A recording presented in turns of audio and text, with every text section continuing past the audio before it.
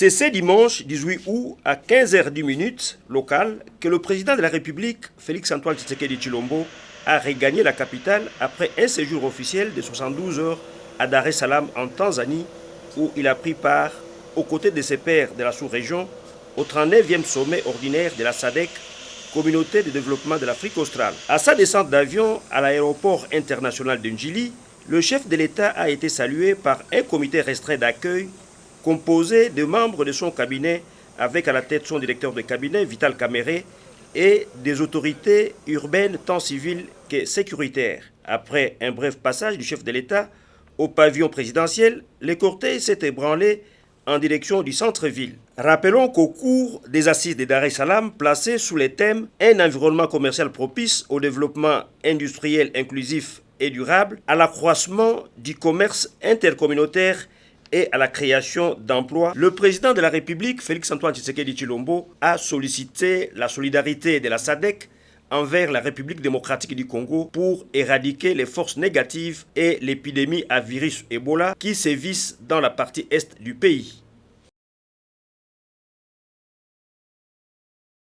Les chefs d'État et de gouvernement de pays membres de la communauté de développement de l'Afrique australe se sont retrouvés au centre de conférence Julius Nyerere à Dar es Salaam en Tanzanie pour la tenue du 39e sommet ordinaire de la SADC. Outre le discours inaugural, celui du président de la République Félix-Antoine Tshisekedi Tshilombo était très attendu du haut de la tribune de ce sommet placé sous le thème « Un environnement commercial propice au développement industriel, inclusif et durable ». Dans son allocution, le chef de l'État a sollicité la solidarité de la SADC envers la RDC et le peuple congolais face à l'insécurité récurrente dans la partie est de la RDC causée par les groupes armés internes et étrangers. À l'instar de la brigade spéciale qui a mis en déroute le M23, il faudrait une ferme résolution de l'organisation de renforcer les forces armées de la RDC afin d'en finir définitivement avec le mouvement qui sème la terreur dans l'est du pays. Au moment où je prends la parole devant cette auguste assemblée, je voudrais vous informer que la partie est de mon pays est en proie à une insécurité persistante causée par les groupes armés d'origines internes et externes. Le plus redoutable de ces mouvements armés est celui des ADF-MTN, dont le modus operandi consiste à commettre des actes terroristes conformes à leur appartenance à Daesh, ce qui constitue une menace tant pour la République démocratique du Congo que pour toute la sous-région. C'est pourquoi j'ai élaboré un vaste programme pour le rétablissement de l'autorité de l'État visant à mettre un terme à l'insécurité qui sévit encore dans sa partie est et favorisant la réconciliation de tous les fils et filles de mon pays. Ceci aura comme conséquence l'instauration d'un état de droit et l'amélioration du climat des affaires. Mesdames et messieurs, je voudrais ici solliciter un peu, en vertu de la charte de notre organisation, votre solidarité envers mon pays et son peuple pour qu'à l'issue de cette session, nous puissions, à l'instar de la brigade spéciale qui opère sous le commandement de la MONUSCO et qui avait mis en déroute le mouvement de M23, prendre la ferme résolution de renforcer les forces armées de la République démocratique du Congo afin d'en finir définitivement avec tous ces mouvements qui sèment la mort et la désolation au sein de nos populations. Je propose de créer, à l'image de la coalition mondiale contre le terrorisme, une coalition régionale pour éradiquer ce fléau. Autre préoccupation exprimée par le chef de l'État, Félix-Antoine Tshisekedi Tshilombo, est le virus Ebola déclaré dans la même partie est de la RDC, tout en relevant les dispositions stratégiques prises sous sa supervision. Pour éradiquer la maladie à virus Ebola, le chef de l'État a salué l'élan des solidarités manifestées de la part des partenaires bi- et multilatéraux dans leur accompagnement et leur soutien. En rapport avec le thème du sommet, le chef de l'État Félix Antoine Tshisekedi Tshilombo a réitéré son engagement à poursuivre l'intégration régionale et la politique de proximité avec tous les pays membres de la SADC. Dimanche 18 août 2019, ainsi prend fin la grande rencontre de la SADC qui a vu la participation de 16 présidents et surtout la première participation du président élu de la RDC, son Excellence Félix Antoine Tshisekedi Tshilombo. Nous avons le plaisir de vous illustrer ce qu'a été l'essentiel de cette rencontre de 48 heures au cours de laquelle des résolutions importantes ont été prises qui permettront demain à ce que la SADC puisse atteindre ses objectifs ainsi fixés. Laissez-moi vous dire que ce thème me conforte d'autant plus que mon pays, la République démocratique du Congo, qui partage ses frontières avec 9 autres pays, possède des atouts innombrables. Qu'il s'agisse de sa population, sa superficie, son écosystème, son sol et son sous-sol, son potentiel hydroélectrique et minier. La République démocratique du Congo demeure un maillon important dans le développement de la sous-région. Je m'engage à poursuivre l'intégration régionale et la politique de proximité avec tous les pays de la SADC. Dans ce contexte, je m'emploie à faire de l'intégration nationale une réalité par la mise en place d'infrastructures adéquates ayant pour vocation de s'interconnecter au vaste programme de la sous-région.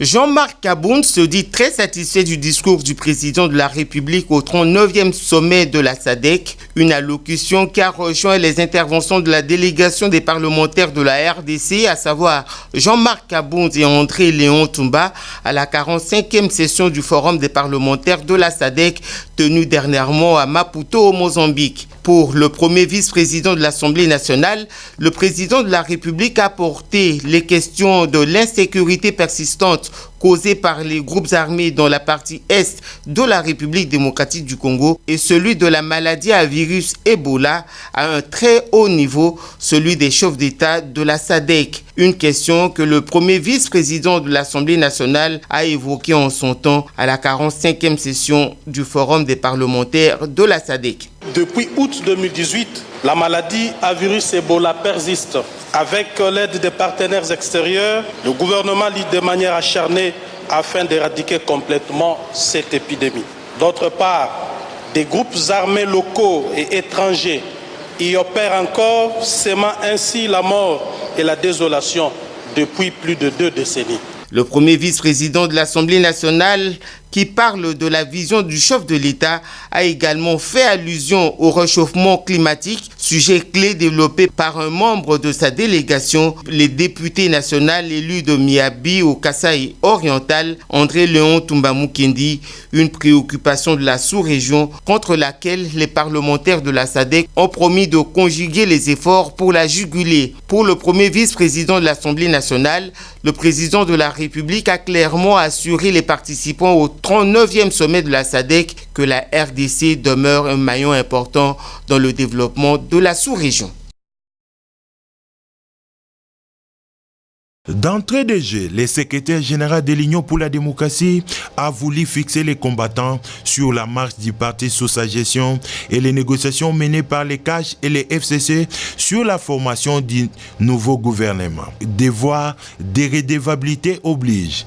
Les combattantes et combattants de ces partis chers à Étienne Tshisekedi ont été informés sur la procédure et les méthodes utilisées dans la sélection des candidats ministrables. Selon lui, tous les organes statutaires du parti étaient associés à ce processus de désignation des prochains représentants du parti au gouvernement. Sur 23 postes réservés à CAJ, dans les prochains gouvernements, l'Union pour la démocratie et le progrès social aura 15 ministres et l'INT de l'honorable Vital Kamerhe 8 ministères. Sur ces 15 ministères, l'IDPS a cédé 8 ministères à ses alliés. Il s'agit des RDT de Sylvain Mutombo, IDPS Kibasa la société civile et ses alliés, a indiqué Augustin Kabouya.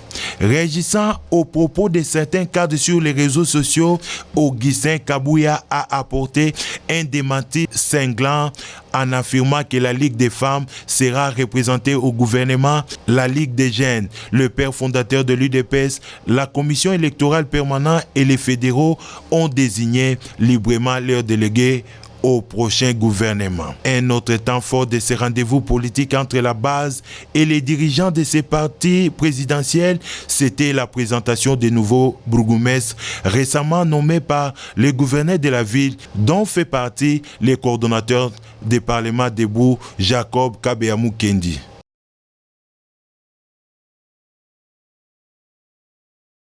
Benelux, bonjour.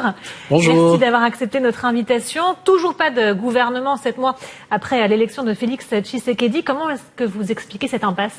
Écoutez, le président Félix Tshisekedi bénéficie d'abord de la confiance de la population. Et lorsqu'il s'agit du gouvernement, il faudrait qu'il prenne le temps nécessaire pour trouver les bonnes personnes pour animer certains ministères. Ça fait déjà 7 mois? Évidemment, écoutez, on n'est pas le seul dans cet exemple. On peut citer tant d'autres pays.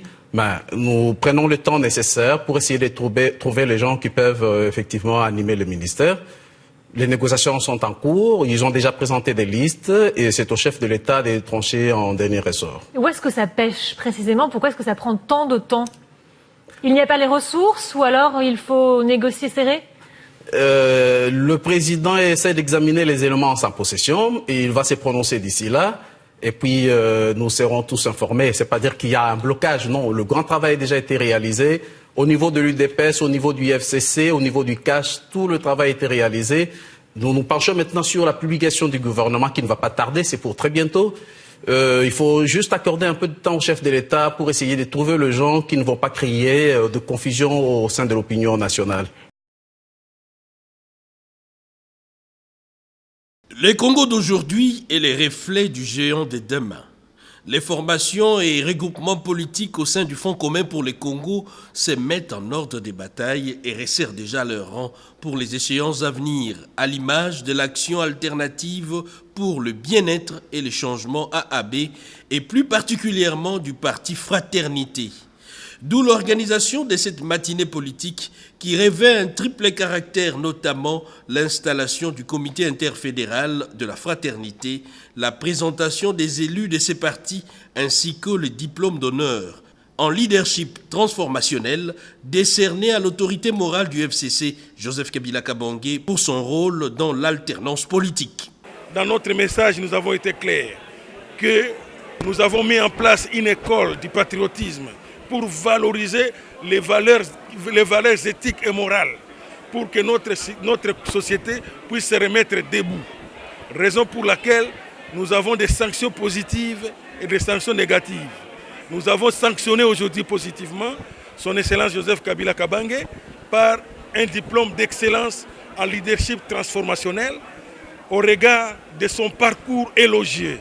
Nous pensons que les duos Joseph Kabila Kabange et notre président de la République, Antoine Félix Tshilombo, est un duo qui va permettre à ce que ce pays puisse se refonder. Devant un parterre d'invités de marque, l'autorité morale du parti Fraternité, bienvenue à Kilimali Munganga, a salué également la bonne collaboration entre le chef de l'État, Félix-Antoine Tshisekedi Tshilombo, et son prédécesseur, Joseph Kabila Kabange. La formation politique Fraternité entend donc s'affirmer comme étant le fer de lance d'une nouvelle façon de gérer la chose publique en y incluant l'éthique comme principe. Elle ne pouvait pas rester insensible au malheur qui a frappé la famille artistique congolaise suite au décès de la célèbre comédienne Solange Ngolomingi Mindondo. Alors qu'elle répondait à d'autres invitations importantes en dehors du pays, la première dame de la République, Denise Nyakero Tshisekedi, n'a pas hésité de contribuer à distance pour la bonne organisation des obsèques. Dès son retour à Kinshasa, l'épouse du chef de l'État a tenu à consoler de ses mains la famille éplorée. Extrêmement, c'est vraiment, je ne sais pas, je n'ai pas de mots pour exprimer ma gratitude envers ces gestes-là. C'est très, très, très important. Je ne peux que dire grand merci pour ces gestes-là combien nobles. Elle a un cœur grand pour pouvoir nous assister au moment où nous sommes en difficulté. C'est un sentiment de joie parce que après beaucoup de pertes lors des obsèques, notamment des chaises et tout ça, on se posait des questions, comment résoudre ces problèmes parce qu'on avait pratiquement dépouillé tout ce qu'on avait. Et aujourd'hui, la première dame est venue, et sa présence va au-delà même de consolation. Accompagnée de l'épouse du directeur de cabinet du chef de l'État, Madame Amida Kamere, Denise Nyakero Tshisekedi a appelé ses artistes à penser plus loin qu'aux simples cotisations en cas de décès. En tout cas, l'organisation est importante. Parce que tous organisés, comme souvent,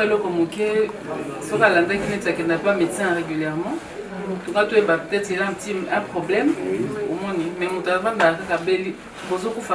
c'est pas normal. C'est pas normal. Un avis partagé intégralement par le coordonnateur du groupe Salongo. C'est une idée géniale, nous y avons toujours pensé. Nous pensons qu'elle va booster ce qui a toujours été notre projet.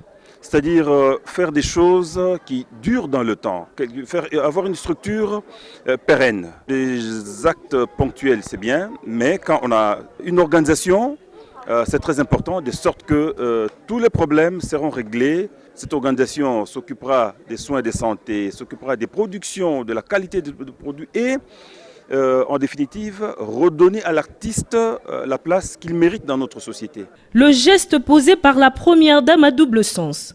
D'un côté, il marque les hommages de la First Lady à la défunte artiste et de l'autre, la reconnaissance de toute une nation à la bonne humeur transmise à plusieurs générations de Congolais par la comédienne éternellement gravée dans la mémoire collective, Solange Mindondo.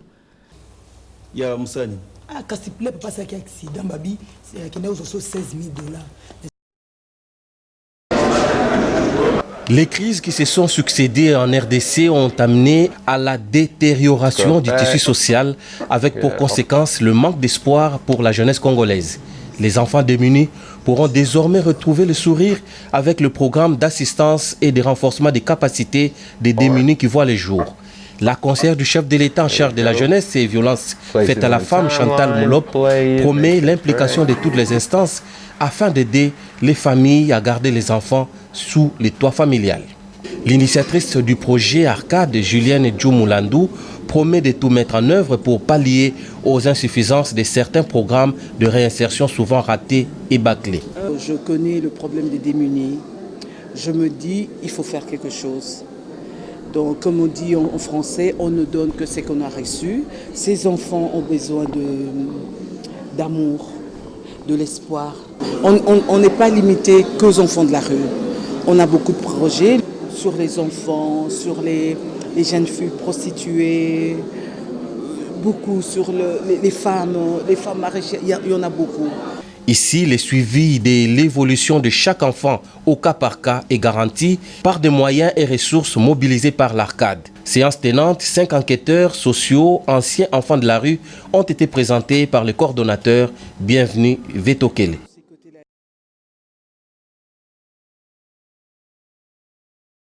Ils sont 8 étudiants sortis de l'école supérieure de la gouvernance économique politique de Lubumbashi qui vont atterrir à l'université de Cameruno en Italie pour parfaire un cursus de formation des formateurs sur l'agro-industrie. Ce projet lancé et appuyé par le Fonds de promotion de l'industrie constitue une expérience pilote qui s'étendra sur toute la République démocratique du Congo. Le directeur général Patrice Kitebiki Bonnevoul croit dur comme fer que ces 8 récipiendaires sont conscients de leur charge pour booster l'agro-industrie de la République. La formation est la clé du développement à long terme et de la transformation à la fois économique et sociale de toutes les nations.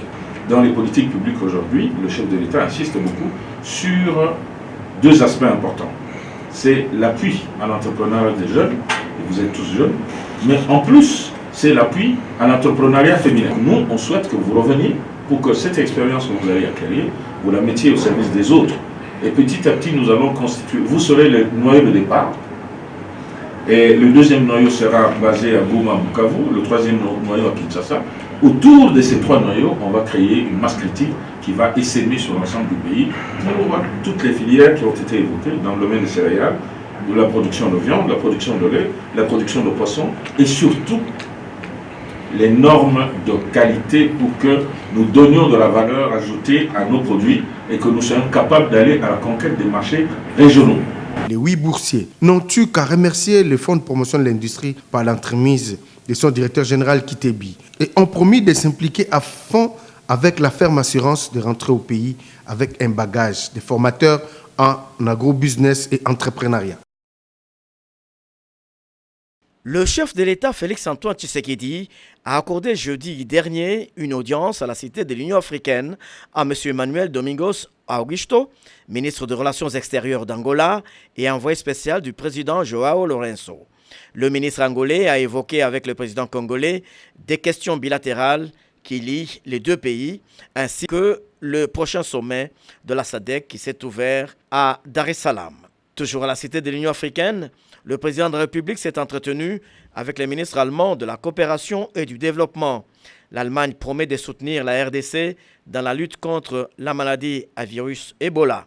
M. Gert Müller a annoncé qu'une enveloppe de 50 millions d'euros supplémentaires sera débloquée pour venir au secours des provinces de l'Est de la RDC les plus touchées par la maladie. Ensuite, il s'est félicité du réchauffement de relations entre les deux capitales. L'Allemagne va entamer, a-t-il ajouté, des négociations intergouvernementales avec le gouvernement en gestation en RDC sur notamment les questions de coopération et de développement, la lutte contre la pauvreté et autres. La situation des grèves des professeurs de l'université de Kinshasa, le manque à gagner sur les frais payés en francs congolais par les étudiants, le trop perçu sur l'achat à crédit des véhicules et les conditions précaires du travail ont été soumis au président de la République par une délégation des professeurs regroupée sous le nom de Apoukin. Délégation à la tête de laquelle se trouvait le professeur Mathieu Bokolo. Le chef de l'État s'est montré très attentif à leurs revendications et a promis de peser de tout son poids afin d'y trouver des solutions. L'entrepreneur nigérian Tony Elumelu a été reçu par le président Félix-Antoine Tshisekedi. Selon une source, cette rencontre a fait suite au sommet sur l'entrepreneuriat tenu à Abuja, au Nigeria, en juillet dernier. Ce millionnaire nigérian, qui soutient et s'emploie à la promotion de jeunes entrepreneurs, a remercié le président congolais pour son engagement à cette cause, mais aussi pour sa participation au sommet d'Abuja. À cette occasion, Tony Elumelu a présenté au chef de l'État les nouveaux dirigeants de la banque UBA. Vendredi 16 août dernier, le président de la République a quitté Kinshasa à destination de Dar es Salaam. La Tanzanie a hébergé du 17 au 18 août une grande rencontre au sommet des pays membres de la SADC. À son départ de la RDC, Félix-Antoine Tshisekedi a été salué par des personnalités tant militaires qu'administratives, au nombre desquelles l'honorable Vital Kamerhe. Les copies ont été renvoyées aux expéditeurs. Les coordonnateurs des CAP pour le changement cash et du Fonds commun pour le Congo FCC ont constaté la fin d'un non-recevoir réservé aux listes de leurs candidats ministrables.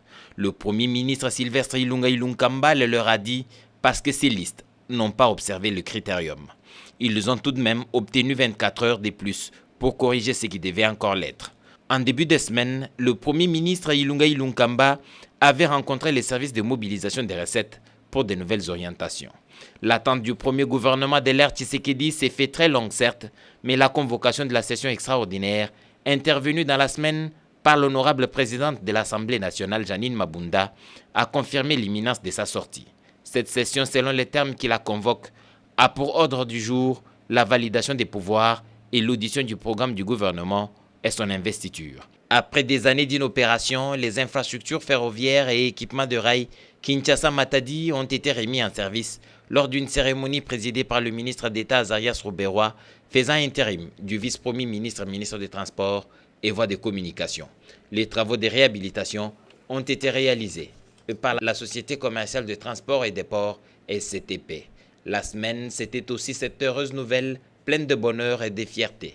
La maladie à virus Ebola est à présent curable. Jean-Jacques Muyembe Tamfoum, révélé au monde en 1976 l'existence du virus Ebola, c'est encore lui 43 ans après, qui vient annoncer au monde la thérapeutique. L'Institut national de recherche biologique INRB, que le docteur Muyembe dirige, et le NIH américain ont mis enfin au point une molécule de thérapie MAB 114, capable de guérir. L'annonce est d'une telle portée qu'elle intervient alors que la maladie sévit dans l'est de la République démocratique du Congo et plus de 1900 morts ont déjà été enregistrés. Mais à Goma, au Nord Kivu, les 2 derniers cas de maladie confirmés ont quitté le centre de traitement. Au Maniema, Basile Longo Pongo, vice-ministre faisant intérim du ministre de l'Intérieur et Sécurité, était dans une mission de pacification à Salamabila, dans le territoire de Kabambare. Il y est allé avec un chef coutumier qui a croupi pendant un certain temps dans la prison d'Angenga, libéré sur ordre du chef de l'État. C'était le préalable pour engager des discussions avec les miliciens Maïmaï Malaïka qui retenaient en otage 5 personnes. 4 sur les 5 ont été libérés. Le charroi automobile de la radio-télévision nationale congolaise a été enrichi de 3 bus, un pick-up et une jeep pour la locomotion de son personnel. La cérémonie de remise officielle de ces matériels par Ernest Kabila Ilunga, directeur général, est intervenue en présence de Marie-Ange Mouchobekwa, ministre par intérim de communication et médias. Dans la semaine, c'est aussi cette pénurie d'eau qui s'installe durablement à Kinshasa. La régie des eaux regarde impuissante ce transport d'eau par des bidons et autres ustensiles par les jeunes filles, femmes et garçons, bravant parfois l'insécurité à leurs risques et périls. La population ne sait pas pourquoi l'eau est devenue un luxe. La régie des eaux ne dit rien, on prend notre mal en patience. Pour terminer, l'artiste Ngolo Mingi, connu Mindondo, s'en est allé et l'aura marqué son époque par ses prestations. Les hommages dignes lui ont été rendus par la RTNC où elle a travaillé pendant plus de 20 ans. Que la terre de nos ancêtres lui soit douce et légère. Longtemps considéré comme un scandale géologique, la République démocratique du Congo mérite aussi d'être classée comme un scandale démographique. Avec une population estimée à plus de 80 millions d'habitants, ce pays représente un important marché de consommateurs pour des exploitants de la téléphonie mobile en l'absence de l'opérateur historique du secteur public. Si les télécoms constituent le 2e pourvoyeur des recettes au budget de l'État, ce sont des recettes minorées à la suite du régime déclaratif sans contre-vérification.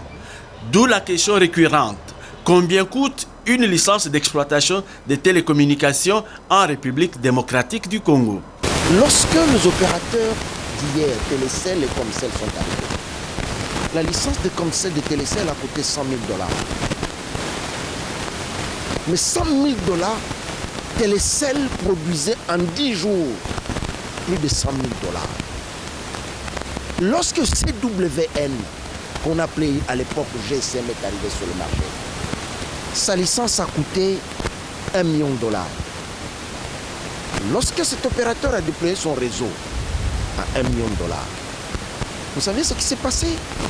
À 1 million $, en un mois, les équipements de CWN étaient congestionnés parce qu'il y a eu un engouement du marché sans précédent.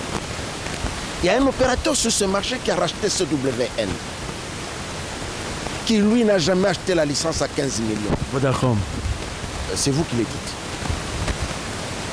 Qui n'a jamais acheté la licence à 15 millions $. Il a acheté la licence, le 25% de 15 millions, qui représente 3 750 000 $. Les autres ont payé 5 millions, 15 millions. Mais les 15 millions n'ont jamais été payés cash. Ils ont été payés à tempérament. Le marché des télécommunications est bradé dès lors que le gouvernement n'a pas anticipé en initiant des études sur le marché et sa rentabilité. Face à ces comportements qui provoquent un manque à gagner pour l'État congolais, quelle perspective pour sortir de l'impasse? Je prendrai 2 solutions. La première, il faut remettre un nouveau cadre légal qui soit suffisamment prospectif et qui intègre tous les services du marché. Ça, c'est là. Parce que le cadre légal d'aujourd'hui, il est tellement lacunaire au point que les activités les exploitations d'aujourd'hui sur le marché ne sont pas prises en compte. Donc vous ne pouvez pas faire de l'opposition à un opérateur qui ne peut pas contrôler ça, mais qui vous donne le droit de le faire parce que la loi ne le dit pas. Remettre la pendule à l'heure en ce qui concerne le cadre légal qui gère le marché. Ça, c'est la première chose. La deuxième chose, permettre à l'État de mettre des mécanismes techniques pour le contrôle, 1, du trafic international entrant dans ce pays. 2, le contrôle de revenus assurance. Le revenu assurance, entendez, la voix, les SMS, le data et les e-banking. À ce moment-là, lorsqu'un opérateur vient vous déclarer le trafic X, voici le chiffre d'affaires que j'ai fait. L'État disposerait de contre-vérification des données qui nous permet de dire « Monsieur, votre chiffre d'affaires est complètement erroné ». Au regard de ce tableau, une licence d'exploitation des télécommunications vendue à tempérament entre 1 million et 15 millions de dollars américains est une licence vendue à vil prix au détriment de l'État congolais qui éprouve des difficultés techniques à contrôler des exploitants de télécoms sur le marché national. Sur instruction du président de la République, chef de l'État Félix-Antoine Tshisekedi Tshilombo, le ministre délégué en charge des Congolais de l'étranger, Emmanuel Ilunga Ngoyi Kasongo, a mis à la disposition de l'ambassadeur de la République démocratique du Congo en République du Congo des vivres et autres produits de première nécessité destinés à nos compatriotes déplacés de Yumbi, réfugiés à Mpuya et à Makoti Mpoko en République du Congo. C'est le samedi dernier que l'ambassadeur de la RDC en République du Congo, maître Christophe Muzungu, est descendu personnellement sur le terrain pour remettre les dons du chef de l'État aux autorités politico-administratives des territoires précités. Et c'est en vue de leur distribution à nos compatriotes déplacés de Yumbi. Un mémorandum a été remis à l'ambassadeur Christophe Muzungu pour transmission au chef de l'État Félix-Antoine Tshisekedi Tshilombo. 4 points essentiels figurent dans ces mémorandums, à savoir les remerciements du président de la République pour les dons reçus, prière au chef de l'État afin d'instruire les services compétents pour accélérer la construction des maisons à Yumbi ainsi que dans d'autres villages, d'établir les différentes responsabilités par la justice et enfin les dédommagements des victimes. Investir dans le secteur agricole en République démocratique du Congo, tel est l'objectif poursuivi par les investisseurs coréens qui ont visité dernièrement le village Nkeme dans le Maïndombe. Conduite par le conseiller du chef de l'État en charge de l'agriculture, cette délégation est allée se rendre compte des réalités sur terrain afin de lancer un projet agropastoral en République démocratique du Congo. Le ministre provincial des Affaires foncières qui était dans cette délégation a mis en exergue l'esprit de collaboration et de complémentarité qui existe entre son secteur et celui de l'agriculture pour amener le développement à la base. Quant au ministre provincial de l'agriculture, il a indiqué que le moment est venu pour traduire en acte le programme imputé à l'exécutif provincial, ce avec la participation de la population.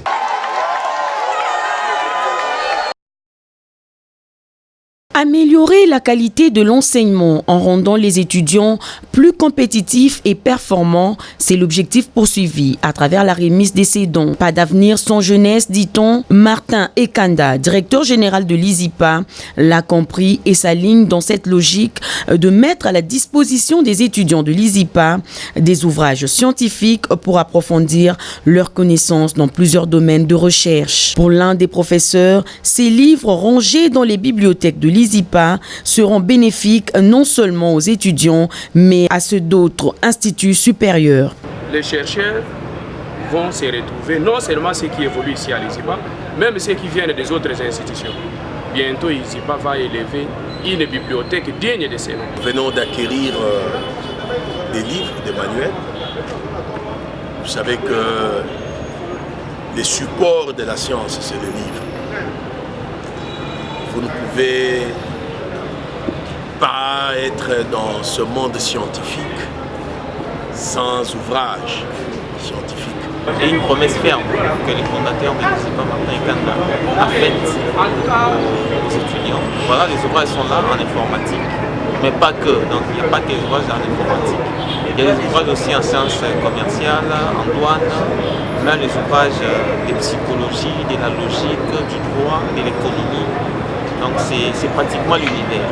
Donc j'espère qu'avec ces outils, nos étudiants seront plus enclins à pouvoir travailler dur pour acquérir encore des connaissances. Ce don a été réceptionné par Madame Ruyeye, administrateur de budget de cet institut supérieur d'informatique, programmation et analyse. Il s'agit de noter que la cérémonie s'est déroulée en présence de plusieurs professeurs et étudiants de cet institut.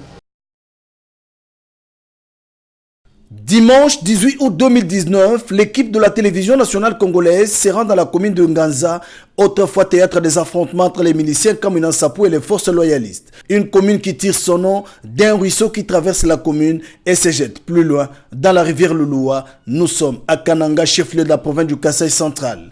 Après la destruction, l'heure est à présent à la reconstruction et à la paix. Madame la bourgmestre de la commune de Nganza, Mami Kakubi Chikele, accepte de nous recevoir et nous faire visiter ses bureaux, autrefois saccagés par les miliciens de Kamina Nsapou, mais aujourd'hui réhabilités par ces jeunes grâce à l'insertion des enfants miliciens devenus utiles pour la société avec le programme DDR-RR. Nous les récupérons en les envoyant d'abord à la structure. Nous avons différentes structures qui nous appuient, notamment les affaires sociales. Les jeunes gens là pour apprendre les métiers. Donc apprendre les métiers parce qu'on a constaté que les parents aussi n'ont pas assez de moyens pour que ces enfants-là étudient. Alors nous les avons recommandés au foyer social pour qu'ils apprennent les métiers. Il y a les filles, il y a les garçons. Après cette formation, ces filles et garçons vont obtenir les kits de réinsertion. Pour elles, les tristes événements sont derrière. Il faut penser reconstruction et développement. Surtout, jeter les bases d'une entité qui s'inscrit dans les actions d'impulsion du développement local. Un appel est donc lancé à la première dame de la République, Denise Nyakero. C'est la maman qui part, qui a l'enfant dans son ventre 9 mois. Voilà, aujourd'hui, nous avons les filles, nous avons les enfants qui ne sont pas scolarisés. C'est comme ça que j'ai dit à notre maman, la première dame, maman Denise, de penser à cette population, de penser aux jeunes filles. L'université président Kasavubu, implantée à Boma, l'unique université publique de l'État sur toute l'étendue de la province du Congo central, existe depuis 2010. 9 ans après, elle vient d'acquérir une clinique universitaire construite sur fonds propres.